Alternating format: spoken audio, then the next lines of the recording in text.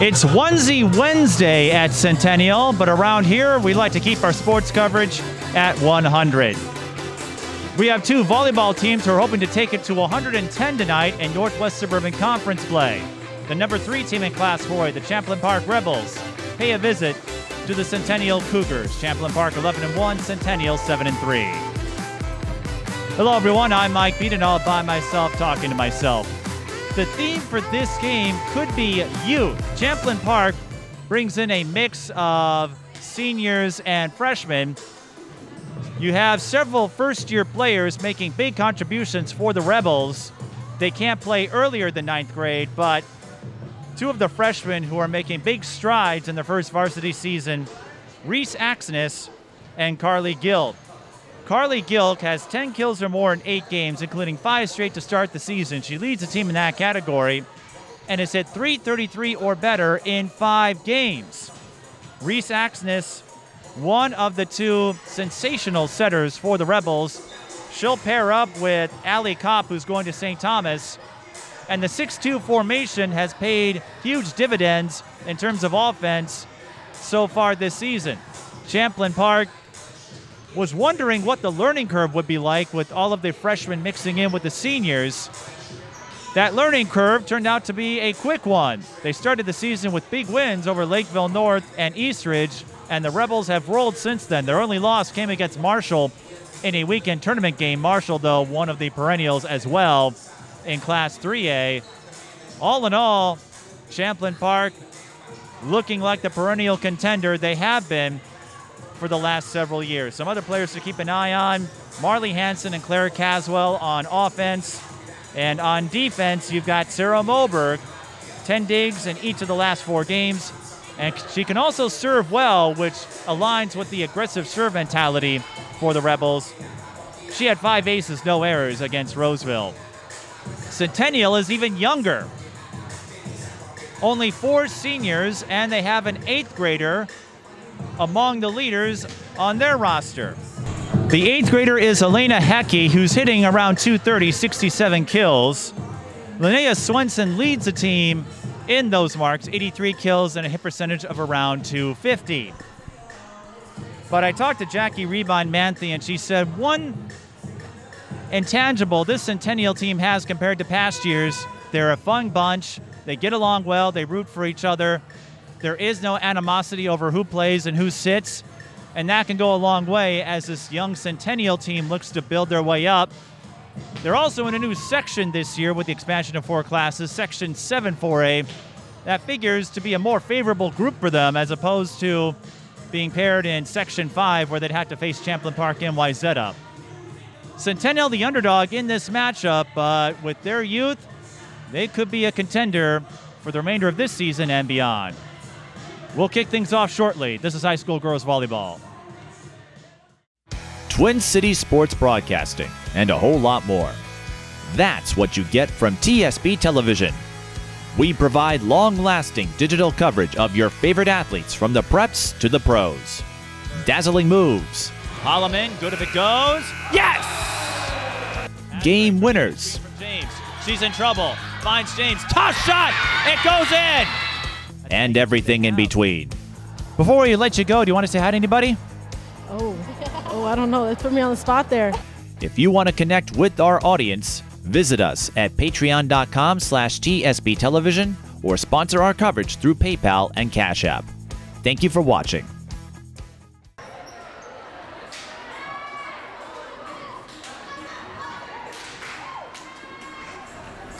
The starters have been introduced, and we're ready to get this Northwest Suburban battle underway at the Den on the campus of Centennial High School in Circle Pines.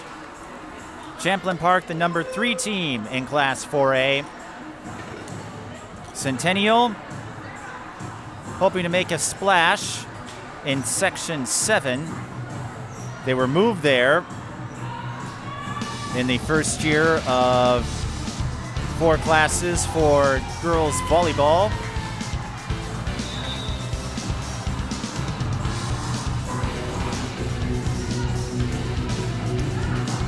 Judging by the metrics, Champlin Park figures to have the edge when you look at the teams they have played and the victories they have accumulated at this point. Starting the season with 2 big wins against 2 of the fellow perennials in Class 4A certainly helps. They will wear the navy blue, Centennial will wear the red. The Cougars will serve to start this game. This is Cassie Sosinski. And we're underway. Champlin Park wasting little time establishing that high-flying offense of theirs. That is Claire Caswell, who scores the first point for the Rebels.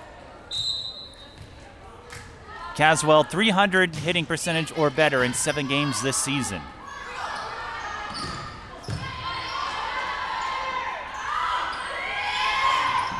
Rebels go off speed. Centennial read it, but they're going to be hit with the double contact call, and that ball handling error will hand a point to Champlin Park.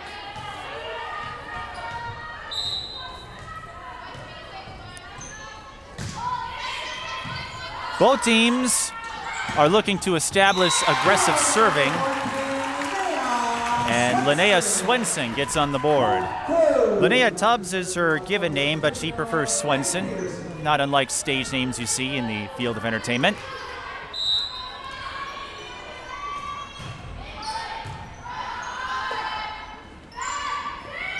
And a passing error on Champlin Park. That will hand the point to the Cougars.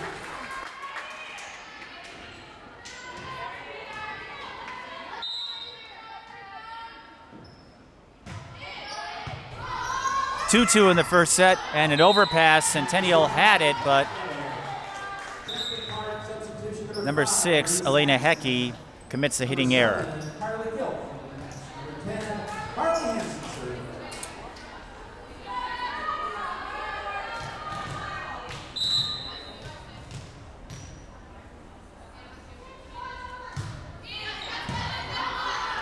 There's another example of that aggressive serve play on the part of Champlin Park. Centennial able to get the save on that play. And the rally continues. Andrea Kozlowski hits that one a little too hard.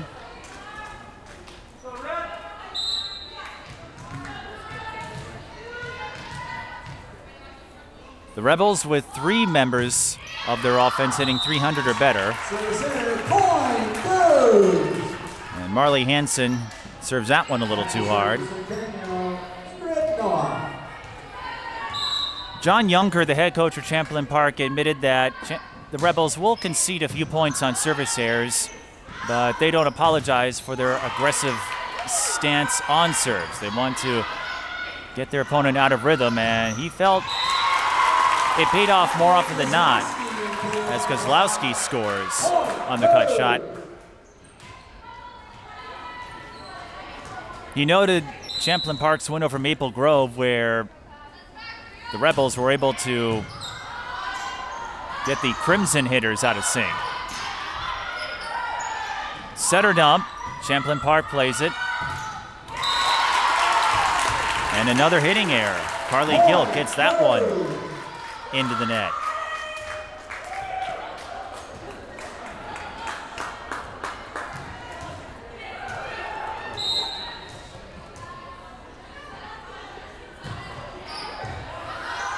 Let's serve, we play on. And Gilk scores her first kill for Champlin Park. I say this all the time, and the coaches will tell you as much. With rally scoring, point on every play. So if you make a mistake, you can make up for it on the very next sequence. And the freshman Carly Gilk does just that. Gilk, one of 2 freshmen making an instant impact. And as we noted in the open, Centennial has a young gun of their own. Champlin Park got a little too close to the net. That's a net violation and a point for Centennial. It's early, but the Cougars are hanging in there, leading 6-5.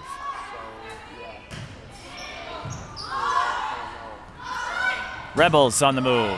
Cross court, that was dug by Centennial's libero, Maddie Peterson. But they can't stop Gill as she scores on the line shot. Sara Moberg.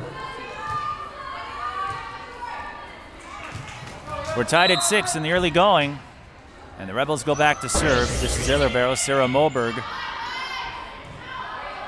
As we noted, Moberg can get you digs. She can also net you some aces. Gilk scores again, and number 7 is a name and number you're going to hear a lot if Champlin Park's offense is able to find some rhythm.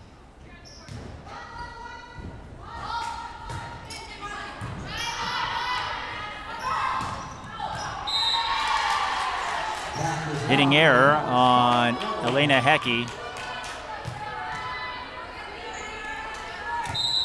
But Jackie Rebine-Manthe is optimistic about her potential and her upside.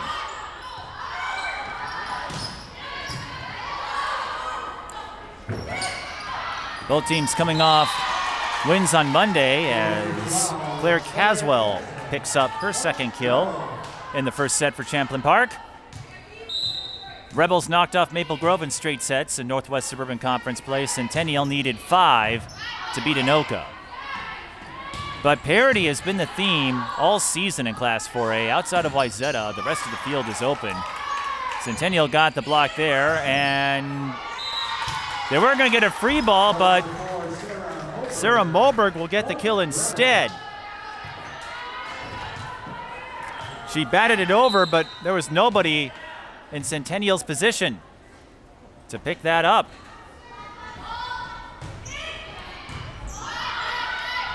Rebels have scored 5 in a row. Elena Hoecke puts an end to that. Graham liked that. And Graham, if you were listening to me, that's an 8th grader who's serving. The lone 8th grader on the varsity roster. And she has a multi-sport acumen to her credit as Champlin Park gets called for the hitting error. Hoecke, in her youth, also played softball and basketball. Looks to be focusing on basketball, although her coach wouldn't mind if she picks up another sport while she's at Centennial. Girls basketball has done quite well over the last several years. And that will be a point for Champlin Park. I don't know if that crossed the net.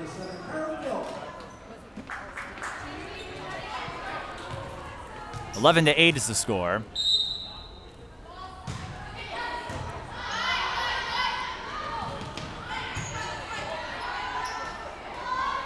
Rebels with a prime attacking opportunity, and Caswell cashes in.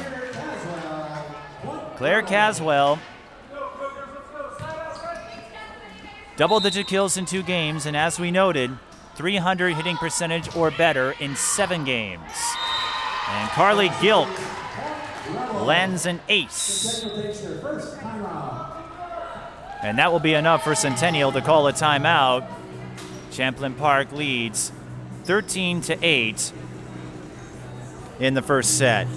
Carly Gilk, what more can you say about this freshman? Entering this game, 130 kills, hitting percentage of .307.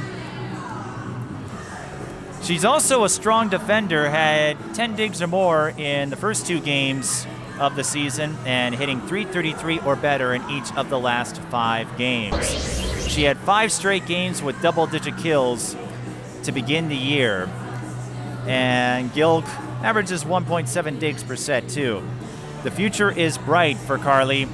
I spoke with a couple members of the coaching staff, John Junker and Allison Axness, who have said they're keeping an eye on Gilk and all of their younger players developing more quickly than they expected. And that has helped catapult them into 3rd. Had they beaten Marshall, maybe they make a run for 2nd, but Champlin Park not to be messed with. Started the season outside the top 10, and that's going to be a palm I don't see that call off. And ball handling error, though, and that's going to hand a point over to Centennial.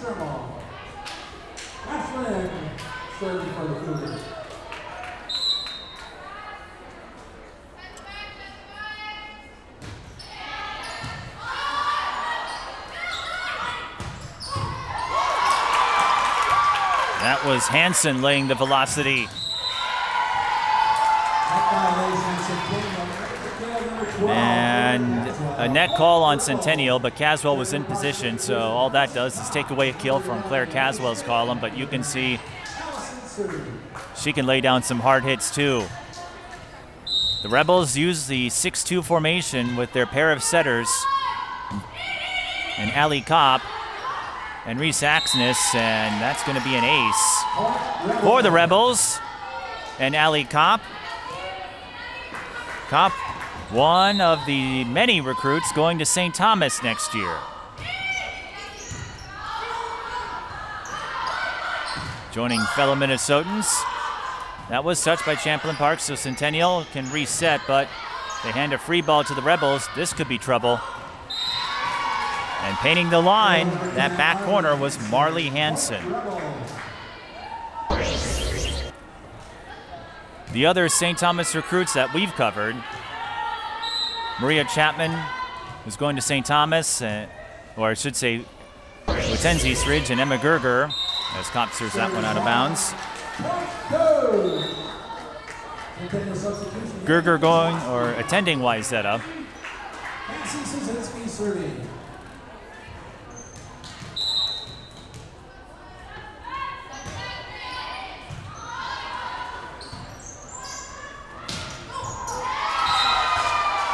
That time, Claire Caswell gets the point she was looking for. Unofficially, her 4th kill in the first set, and she is rolling. Gilk on the bench, but that has to do with rotation more than playing ability.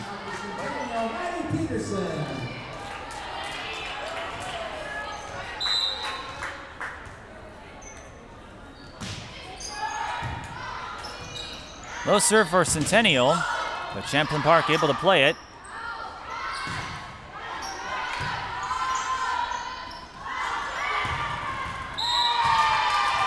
And another line shot for Marley Hanson. She's doing a splendid job so far, finding the back corner on those line shots. She'll rotate back to the service position. And here comes Gilk and Reese Axnes.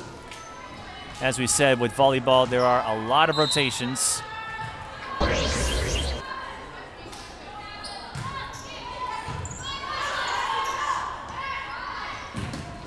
Hanson had jammed Centennial, or appeared to do so with the serve, but instead, Ingrid Noha able to make a play on it and get Centennial a point.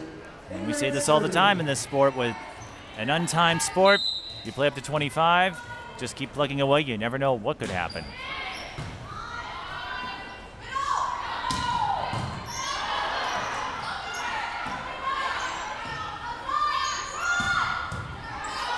That ball almost goes into the ceiling. Centennial able to get the save. Replay on. And Centennial's save pays off. Gill misfires on the line shot. Unofficially her 3rd hitting error in this first set. Something I imagine she'll want to clean up. And we'll have time to do that. The Cougars land an ace from Ingrid Noha. Noha and Sosinski known for their defensive prowess, more than their serving, but Centennial will take it. And another one. Back-to-back aces for Ingrid Noha, the 5'9" junior. And Centennial has cut the margin to 3, 18-15.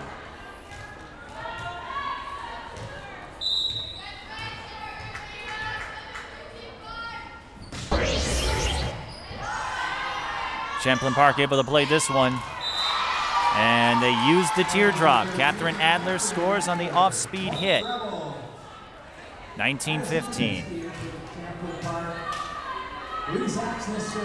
Adler doesn't score a lot, just 4 kills entering this game, but every point is important.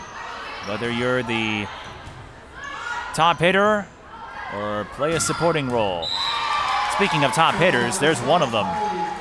Carly Gilk with the cut, and Champlin Park extends their lead to 5, 20-15.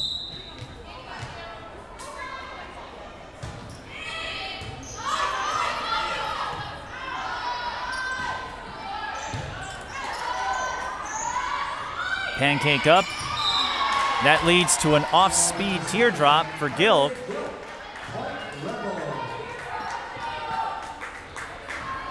So Gilk finding her location. Reese Axness with the service error. And as we noted before, Champlin Park may rack up a few of them because they take a more aggressive stance. But John Junker, his attitude is if we give up a few points on service errors, so be it.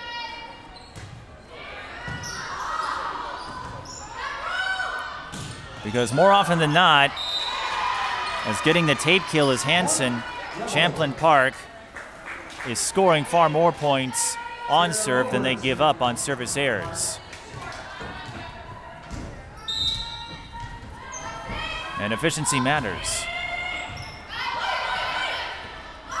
Moberg jamming Centennial in that serve. They should get a good chance here as she sets up Gilk. The 4th hitting error on Gilk. You look at the kills.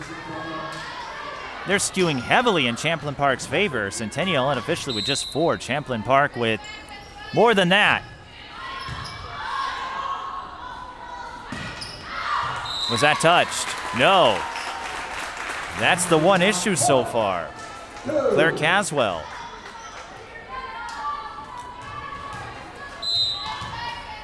So Champlin Park conceding a few more points than I think John Junker would like.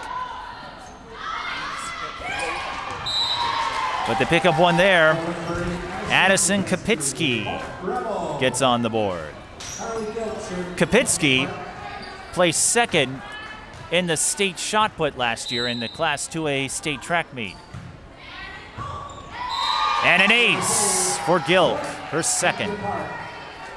Gilk leads the team in that category, and Champlin Park will have 6 set points, but first a timeout by Centennial. Now, Gilk leads the team in aces.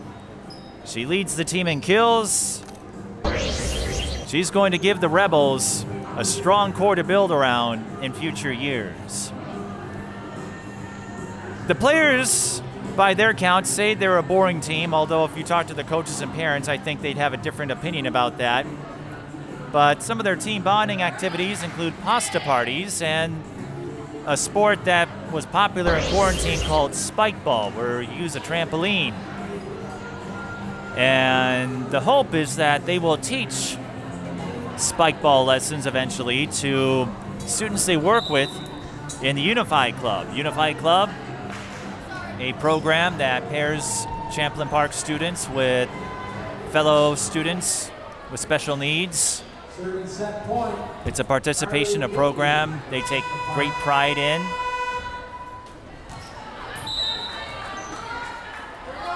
And Gilk with 6 set points.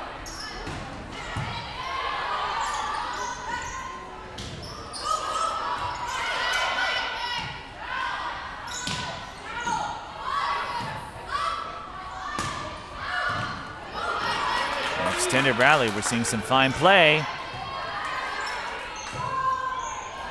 Some solid defense.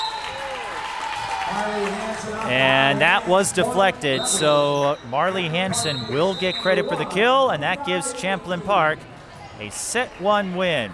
25-18 over Centennial.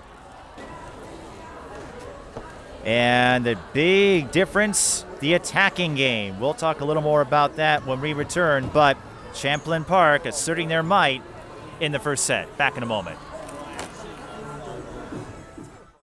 Twin Cities Sports Broadcasting, and a whole lot more.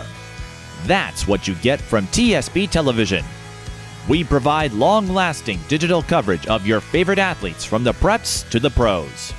Dazzling moves. Holloman, good if it goes. Yes! Game winners. From James.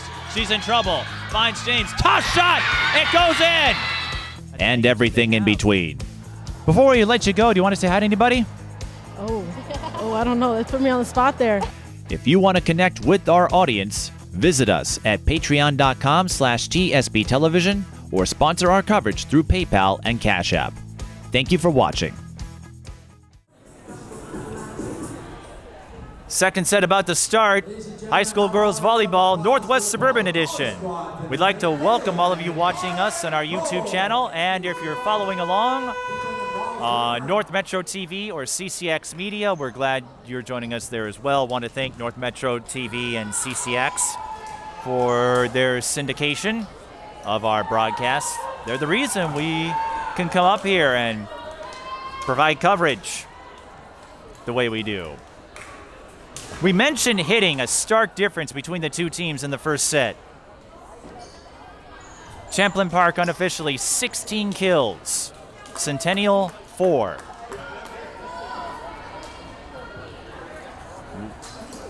That tells you how assertive and how efficient Champlin Park's attack has been.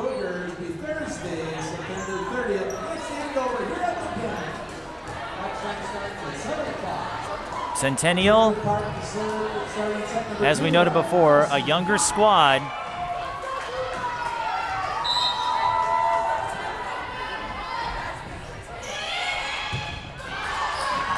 And another fine serve to start the second set for Champlin Park, but an overpass and an easy slam for Lynnea Swenson.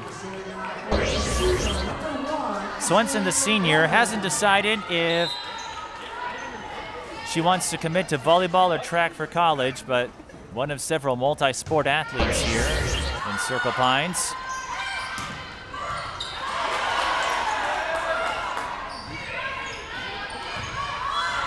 And as you've seen, or as you see, Claire Caswell scoring for Champlin Park. It's coach's discretion, but varsity electing to switch sides.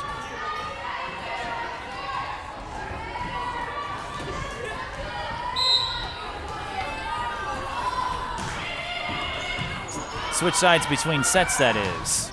Swenson denied, but Champlin Park made contact with the net. Reese Axness. Oh, she's not on the floor. Still picking up on some of those signals for numbers, but it was a net violation on Champlin Park, and that's going to hand the point to Centennial, who subsequently serves it into the net. First service error on Sosinski.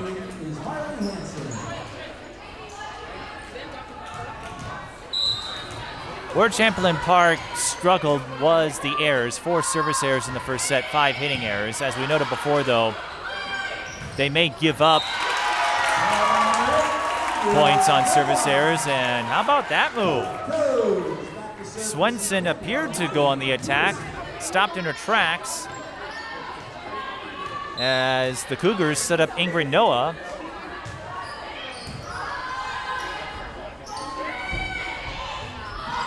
And Centennial with the early 3-2 lead.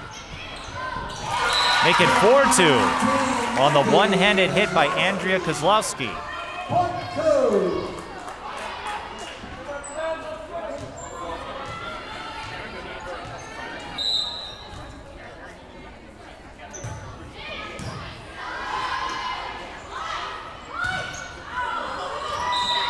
Net ball, and that will be a point for Champlin Park. Ellie Schmidt will get credit for the kill. That ball bounced off the tape and on the Centennial side.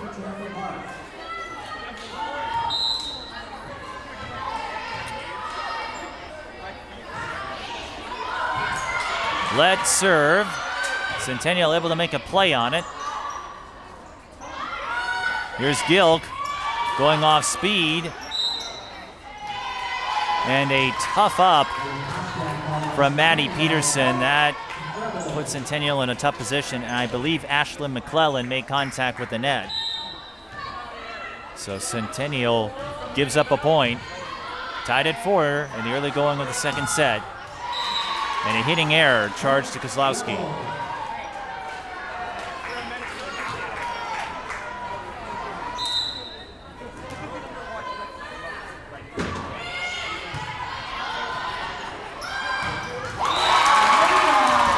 Elena Hoecke showing her velocity. And Centennial already matching their kill total from the first set. That's an encouraging sign if you're Jackie Rebai-Manthe. And Champlin Park, we noted, not invincible. Not many teams are, not even Wayzata. Ingrid Noah picks up an ace, her third unofficially.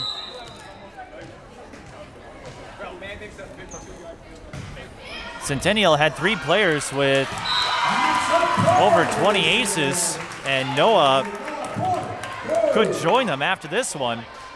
Back-to-back aces again, so her 2 times in the service position, she's landed a pair of aces. Centennial with the block, and the Cougars are putting together a little run here. I believe Elena Hoecke made that play. 8-5, Centennial with their largest lead in any set to this point. In Champlin Park, they have conceded sets to other top-tier opponents. Oh no. Sosinski will want that set back. Something else to keep in mind, it hasn't come into play yet, but most of the gyms, the basketball rims are attached to risers and can go into the ceiling, not here.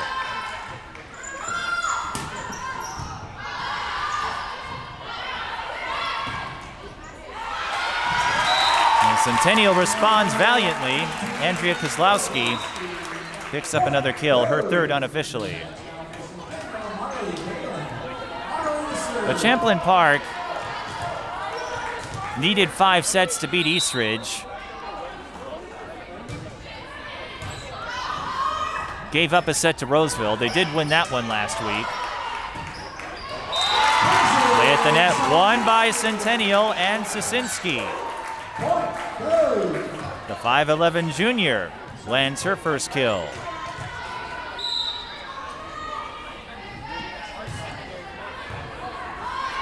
And the Cougars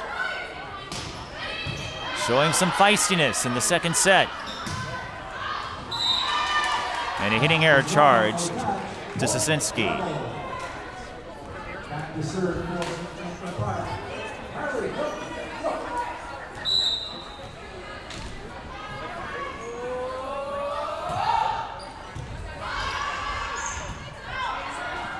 Sosinski again, too hard.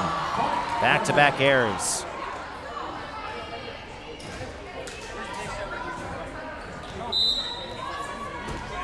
And against a team like Champlin Park, you can't afford miscues like that because the Rebels can go on a run in a hurry. 3 straight.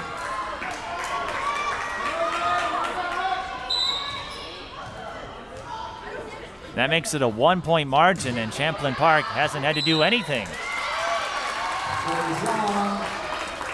Carly Gilk hit with a service error, and as we said, it is feast or famine, but it's not just Gilk, it's everyone in the service position. Gilk, Caswell, several others are roughly even in terms of aces and service errors. That's going to be a ball handling error, double contact call on Centennial. So we're seeing a lot of points being awarded off of miscues. Service errors, ball handling errors, hitting errors. Not a clean set, at least not a clean series of points recently here. Here's the St. Thomas commit, Ali Kopp serving, and that is what John Junker's looking for. The second ace for Ali Kopp, and that ties this at 11.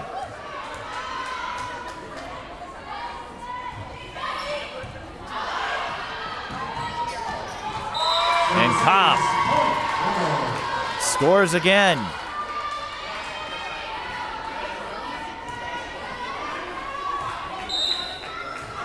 Centennial holding on to their timeouts. Kopp had 10 aces unofficially, 13 service errors. So, as we said, one of several players who can be hit or miss in the service game. Centennial lands a hit on the off-speed tap by Cassie Sosinski. But if you're Centennial, you're encouraged by the improved hitting performance from the Cougars in the second set. And that serve looked low as soon as it released from Ashlyn McClellan's grip. Back to serve now for Champlin Park. Here's Caswell.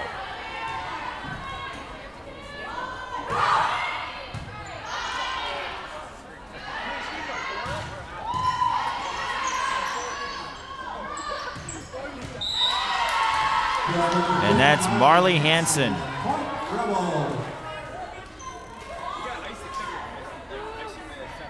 Hanson a whiz with the line shots in the first set. Champlin Park extending their lead. But Centennial not going away. Ingrid Noha picks up her second kill of the second set. And we're seeing a more refined effort out of Centennial on offense. That's allowing them to hang with Champlin Park. And for a young group, that could be a big boost. Adler scores for the Rebels.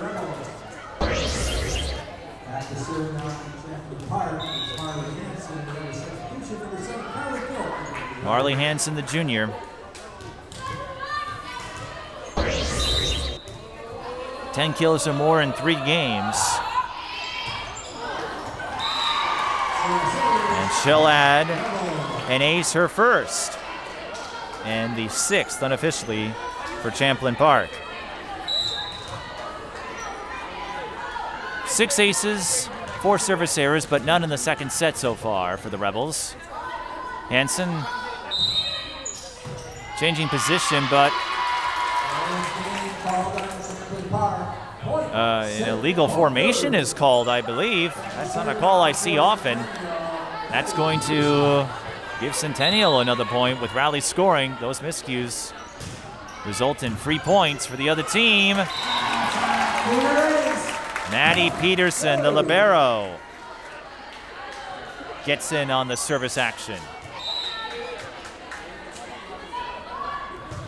One of the 3 Cougars with over 20 aces will be charged with a service error there. Peterson also leads the team in digs, which probably doesn't surprise you. Typically, the libero leads in that mark.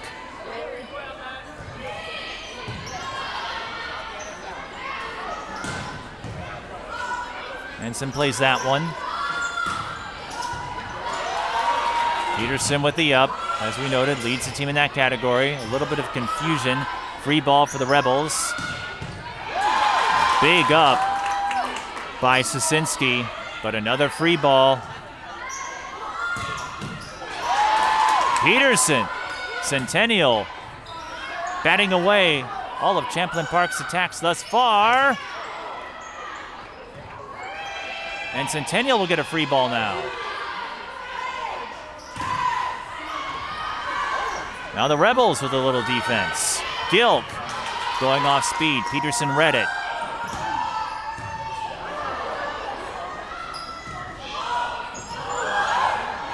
Centennial with the save. Gill going off speed.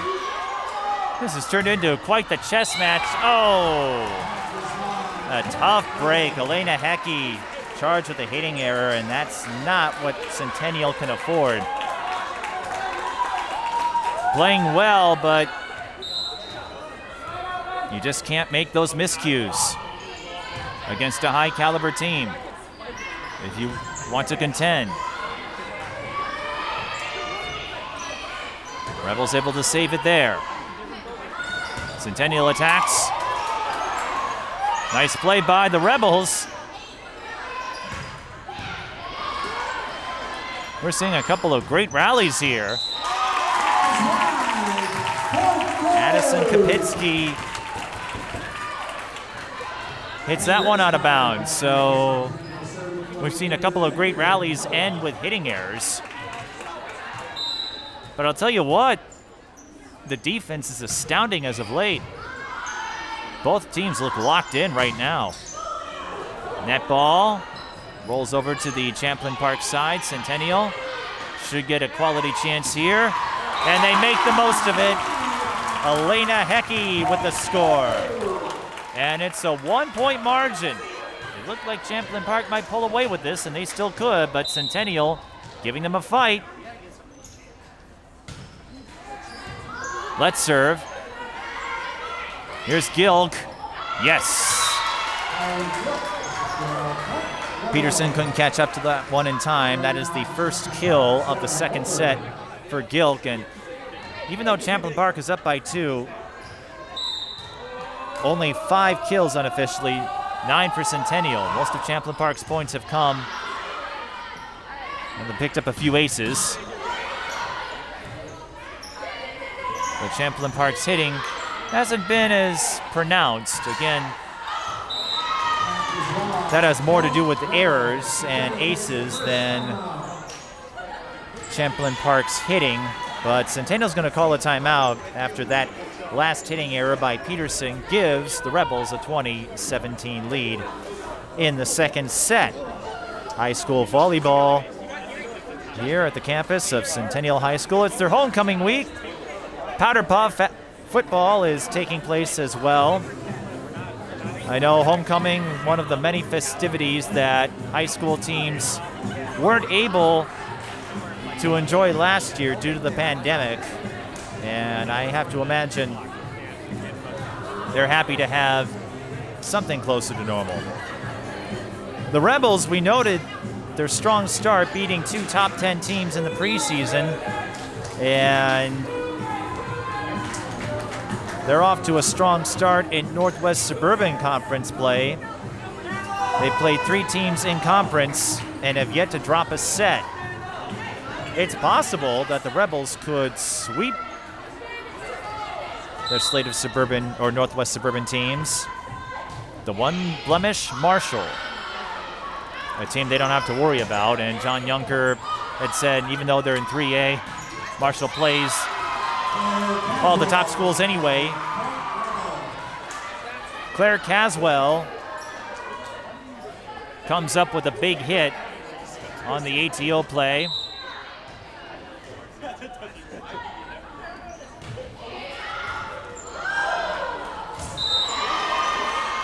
And that's going to be an ace.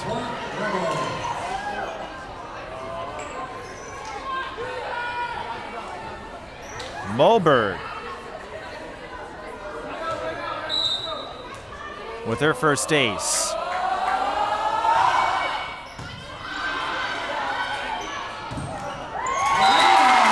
Hoecke with a hit up the middle.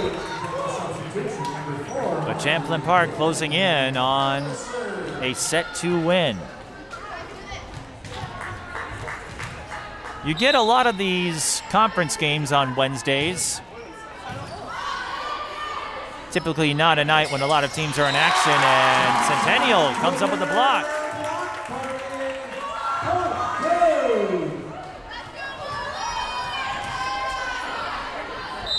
Hoecke with 23 total blocks entering this game. And she almost got another one. Seeing some frenetic action here, and Caswell hit that one into the net.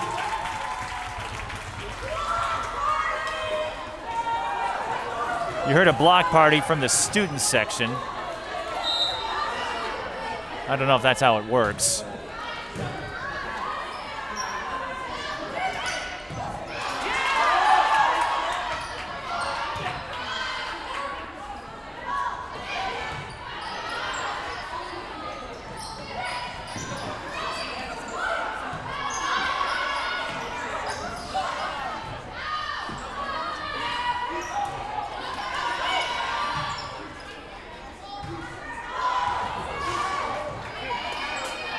Now we're seeing some crazy plays and a Champlin Park hitting error.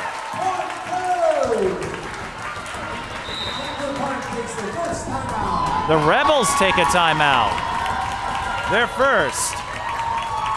1 point margin, 22-21. When the high school season is over, TSP Television goes on the highlight trail.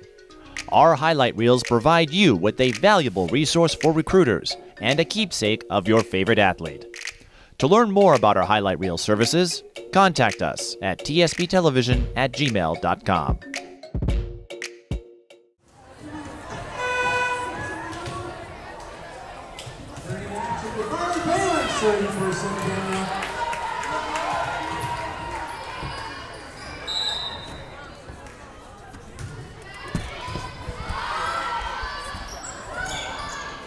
Had to move our scoreboard camera because the student section inadvertently got in front of it.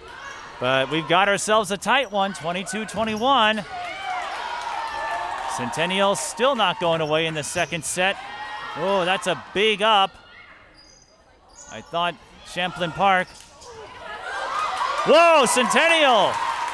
I thought Champlin Park was going to tap down an overpass. Centennial making some big saves, but that hit goes into the net. Centennial, they're right there, and if they could get a couple of those points to fall in their favor, you'd think that would be enough. But we shall see.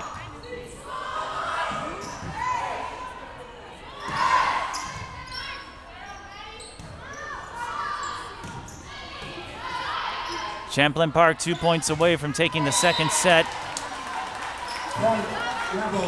And Centennial will use their second timeout after Sosinski is hit with a hitting error.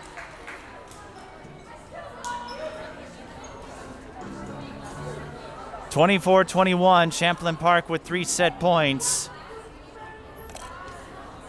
It would be a letdown of sorts if Centennial can't hang on. They have played Champlin Park well in this second set, but hitting errors proving costly here.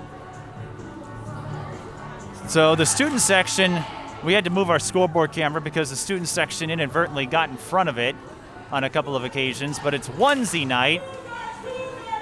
I don't know if you can see from this vantage point. We had to set up behind the benches because they use an auxiliary court. It's a smaller gym, so they use an auxiliary court for the youth levels. And they don't pull out the bleachers until the varsity game. Champlin Park with 3 set points, and they won't need them because Sosinski hits it into the net, or hits it out of bounds. 3 straight hitting errors, and that gives Champlin Park a second set victory, 25-21. And they're 1 set away from staying undefeated in conference play, but Centennial showed some promise. We'll see what happens in the third set. Back in a moment. Twin Cities Sports Broadcasting, and a whole lot more. That's what you get from TSP Television. We provide long-lasting digital coverage of your favorite athletes from the preps to the pros. Dazzling moves. Holloman, good if it goes. Yes! Game winners. James, she's in trouble. Finds James, toss shot, it goes in! And everything in between.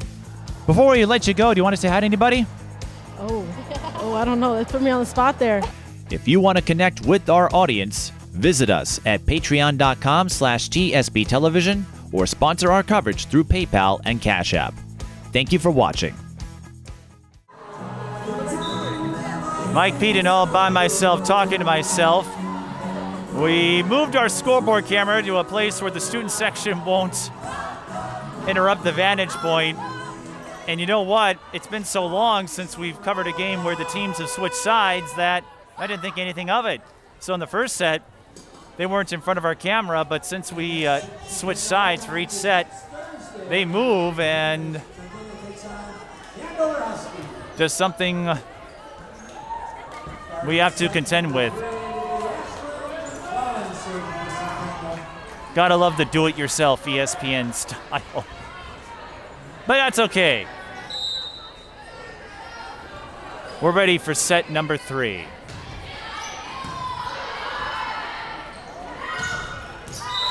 And Champlin Park is definitely ready.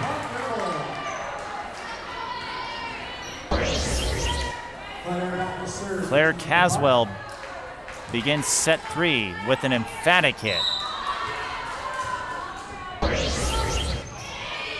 She's been quiet on the kills front.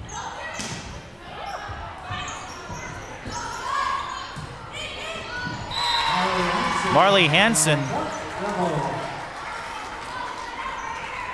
I believe, got the block or the deflection that started the set, and she finishes it with a score. And the Rebels off to a quick 2-0 start. Service error on Caswell. Intriguingly, that is the first service error since the first set. The Rebels did not commit any service errors in the second set. Good serve by Centennial, but Moberg able to send it over. Swenson winds up. Her shot deflected. Hanson going off speed, and it pays off.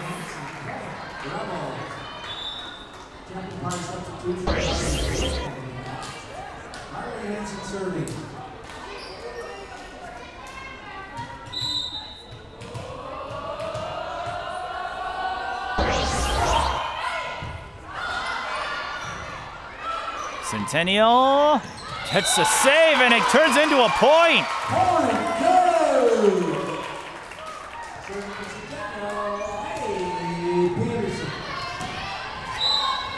Peterson goes back to serve. You don't see that often.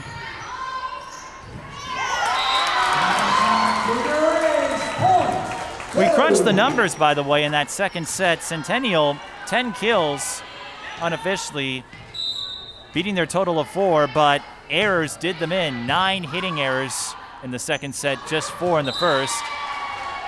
As Ali Kopp scores on the setter dump. So Champlin Park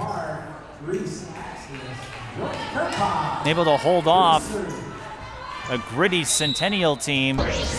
And as you saw at the end of that second set, 3 straight hitting errors gave Champlin Park the set victory. Ingrid Noha with the off-speed tap. Noah has logged a few kills in this one.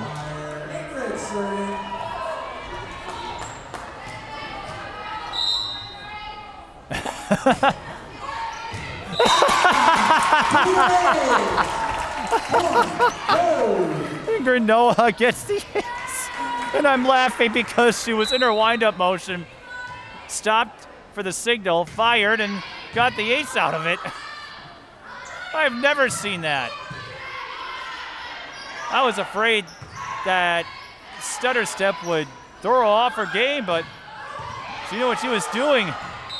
So is Champlin Park. Jordan Kerpak with her first kill of the game.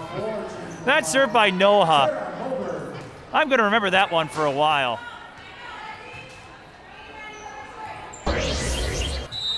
You never know what will happen in untimed sports, folks.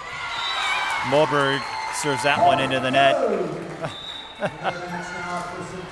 Graham, I know you probably saw your share of games here at Centennial. Did you ever see an ace like that where there was a jump start or almost a false start? I don't think so. And that will go down as a point for Caswell. 6-6 our score in the third set.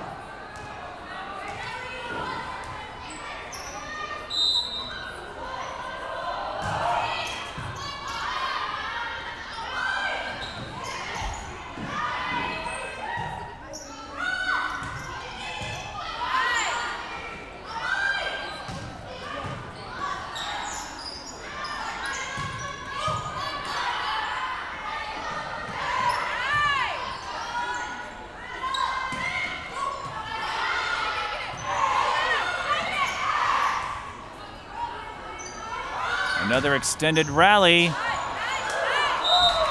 And that is won by Champlin Park and Jordan Kerpak, who sent a laser that Centennial couldn't respond to in time. Champlin Park with a 7-6 lead. Big serve that goes off the ceiling, and Gilk picks up another ace. Unofficially her fourth. Remember, she leads the team in that category. No service errors for Gilk. She's had a few hitting errors, but overall, I'd say one of the strongest players on offense. And Centennial wins that netball. Annie Richmeyer, the 5'11 junior, with her first score. And this is what we've seen throughout this game. Centennial can hang with Champlin Park for a while. Consistency has been the issue.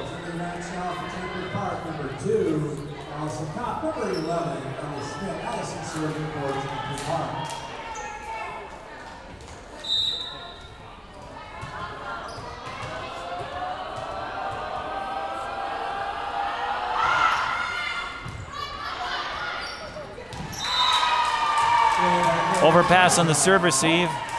An easy tap down, I believe, for Caswell. And the Rebels building another run. This is what they've been able to do as the set wears on.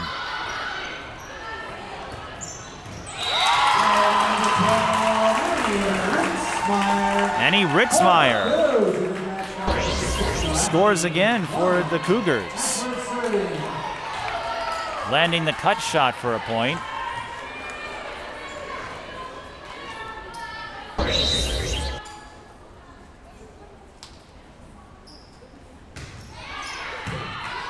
McClellan on serve. There's Caswell again. Centennial. Whoa! They get the save. And Kozlowski gets the hit off of Moberg. Swenson reacted just in time to keep the play alive. And Kozlowski finished the job. What a play. Oh no! Kozlowski sensed an opportunity, but missed the mark on the tap down. Tried to paint the back corner, instead hit it out of bounds.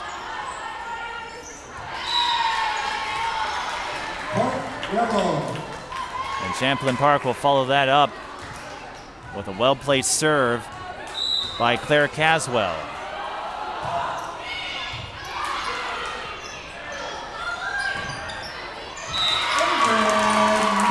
Ingrid Noah gets the deflection. We mentioned this a lot in volleyball on serves. They're rated, the lower the better, because you're trying to find a spot. What you're trying to do, whether you're on serve or the attack, is make the defender move. Well, Centennial certainly moved there.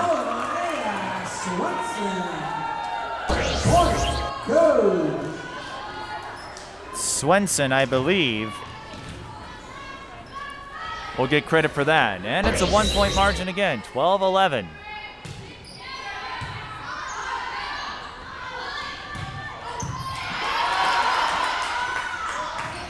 Swenson on the attack, gets a friendly bounce from the tape.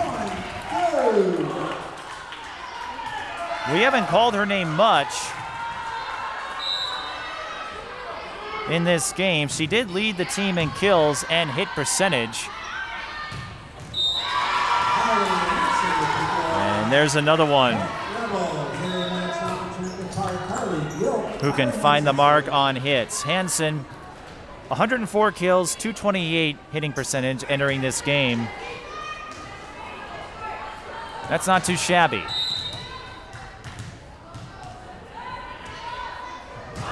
In some games, hitting over 100 is a good day.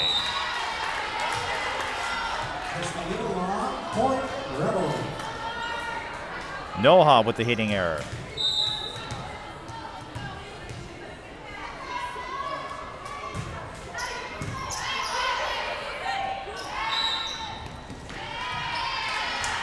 Double contact. Not too many ball handling errors in this game, but as we said before, if you're Centennial, this is what you can't afford. Miscues. Because Champlin Park, while they've made a share of them, Marley Balin gets the deflection to fall in her favor. But even though Champlin Park isn't mistake-proof themselves, they have the stronger hitting game at their disposal.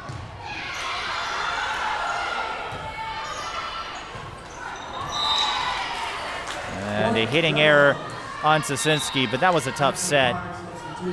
Peterson didn't give her the best pass to work with.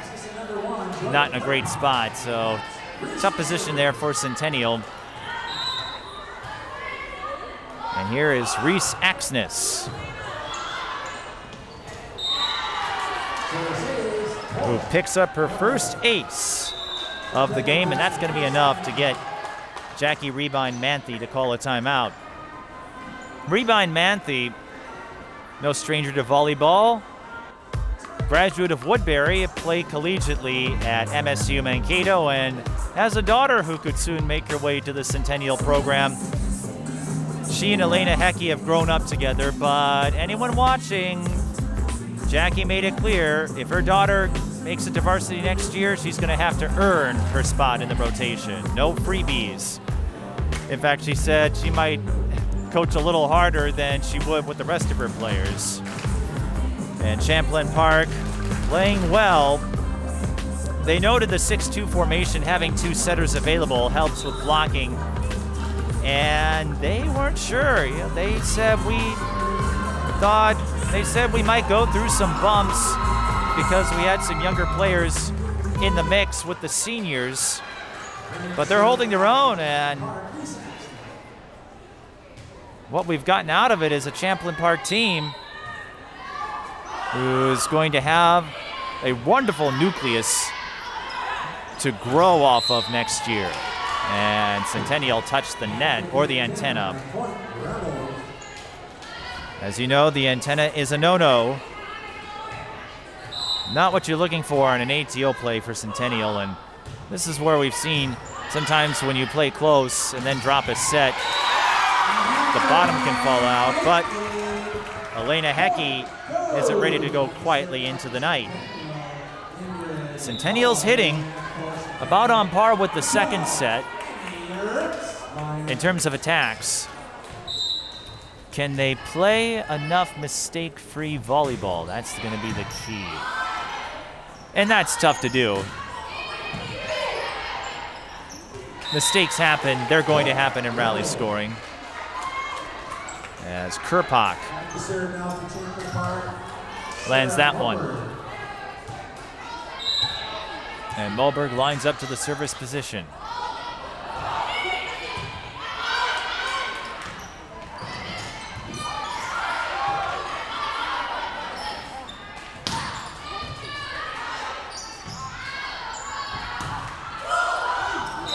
Kerpak again.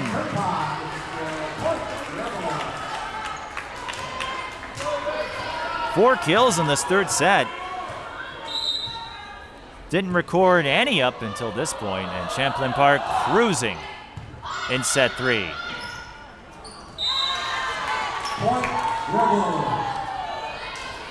In fact, they're on cruise control. Another timeout for Centennial, their last.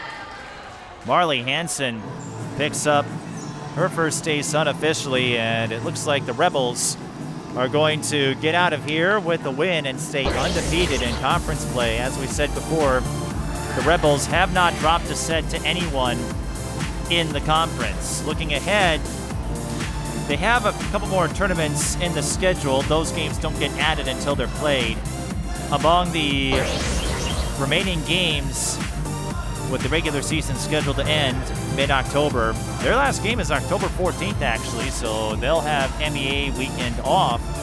But October 11th at Wyzetta, that's going to be a huge matchup. CCX will cover that one live. And if you have an opportunity, check out that game. That's going to be the biggest test for Champlin Park, barring tournament play. Centennial, looking at the remainder of their schedule, they host St. Michael Albertville on the 12th. The Knights, one of those bubble teams in terms of the rankings. But the Cougars, I'd say, have a bright future ahead of them, as Kerpock gets that one out of bounds. First hitting error against Champlin Park in the third set. Centennial, they've been one of those teams that figures to be in the mix. They can hang with some of the teams in their section, regularly get to the semifinal round. What they've been missing is maybe that one player or two who can get them past the section bracket into state. Champlin Park with a diving save, and that's tough. Kozlowski whiffed it.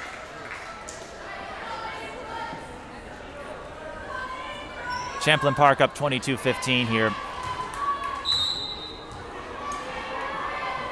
They didn't have a lot of experience coming back, and the pandemic complicated things for everybody. But you look at all the juniors who will return next year.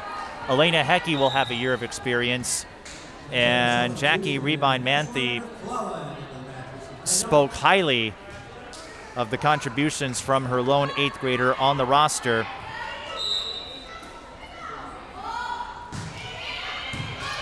She mentioned, as Gilk picks up an ace, and Champlin Park ready to put a bow in this one. She said Centennial has a lot of athleticism in their roster, whether or not volleyball is their primary sport. Gilk has plenty of athleticism as well. 4 aces in the third set, and Champlin Park with a straight set win.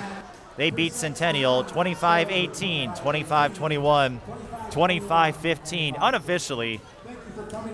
Carly Gilk, 6 aces throughout the game, and she was a force in that first set. Claire Caswell, the most consistent attacker, she and Marley Hanson did quite well. So Champlin Park goes to 12-1 with a straight set win over Centennial. The Cougars go to 7-4. And Champlin Park stays undefeated in conference play. We'll see if we can get a word with some of the Champlin Park players before we wrap things up. This is high school girls volleyball. The Rebels beat the Cougars in straight sets. Twin Cities Sports Broadcasting, and a whole lot more. That's what you get from TSB Television. We provide long-lasting digital coverage of your favorite athletes from the preps to the pros. Dazzling moves. Holloman, good if it goes. Yes! Game winners. From James. She's in trouble. Finds James. Toss shot! It goes in! And everything in between. Before we let you go, do you want to say hi to anybody? Oh, I don't know. That put me on the spot there. If you want to connect with our audience, visit us at patreon.com/TSB Television or sponsor our coverage through PayPal and Cash App. Thank you for watching. And I'm joined by Claire Caswell and Carly Gilk of Champlin Park. Claire, we'll start with you. You were one of the more consistent hitters tonight. Champlin Park, ferocious in the hitting game. How do you think that has helped you stay undefeated in conference play? In fact, you have yet to drop a set against Northwest Suburban teams.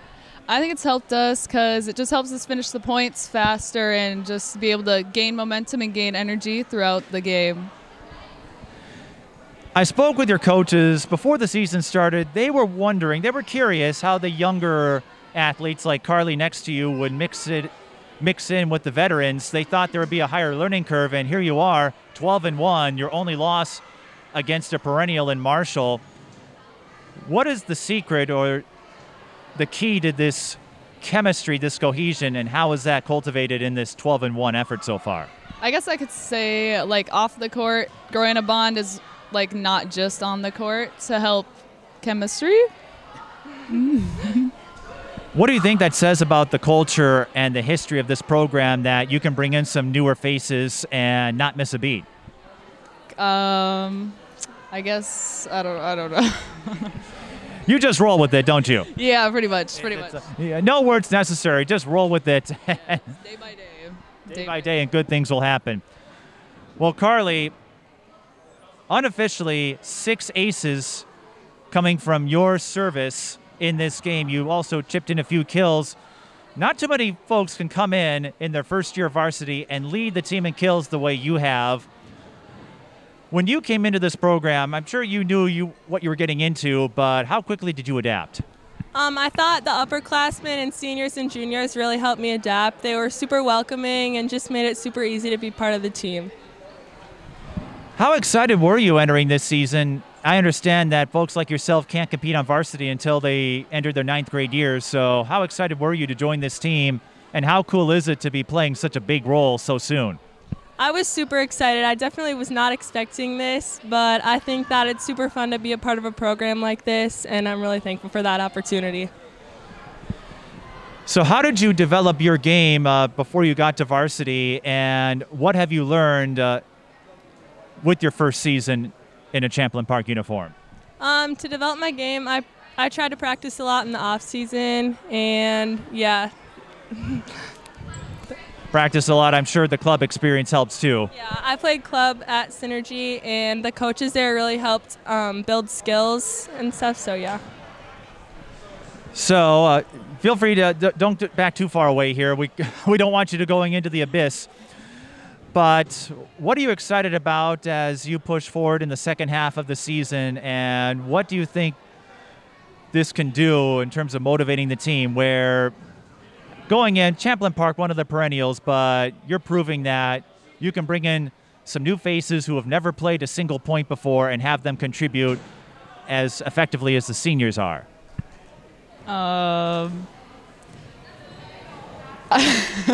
We're really stumping you with these questions. Yes, you are. Long day. Long day. Hey, Claire.